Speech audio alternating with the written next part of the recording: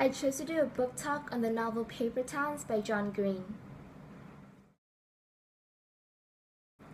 In the book, there is this one quote that I particularly like, and it reads, "At some point, you gotta stop looking up at the sky, or one of these days you'll look back down and see that you floated away too."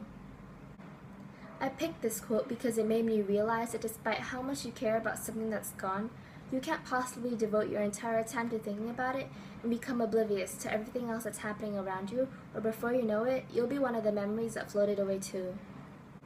The book Paper Towns is majorly set in Orlando, Florida, and is narrated by Quentin Jacobson, who is mostly known throughout the book as Q. As long as you can remember, Q has been in love with Margot Roth Spiegelman, a magnificent, adventurous, and mysterious girl who also happens to be his next-door neighbor.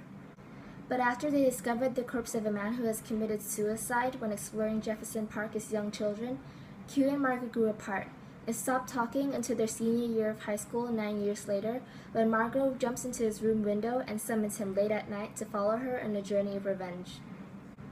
During their adventure of seeking vengeance, Margot confesses to Q that she thinks of Orlando as a paper town, with things built bound to fall apart, including the people. But after their ingenious escapade comes to an end, Q arrives at school the next day to find that Margot has not. After days of not seeing her, Q realizes that Margot has run away and left him clues as to where to find her. With the help of his best friends, Radar, Ben, and Lacey, Q is determined to track down Margot and bring her home. But the more he looks, the more he loses sight of who Margot Roth Spiegelman really is. Q perceived that the most important question in his journey to finding her is who exactly was he looking for. The theme of this book stands out to me as this: people are not made of paper. They have different dimensions. Q had to learn that in his journey to locating Margot.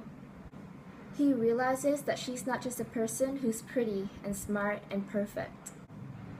She's much more complicated, even though she doesn't seem to come across that way. And no matter how much we think we know about one another, there is always more to a person because us humans are complex. Read Paper Towns to unravel the mysteries behind who Margot really is.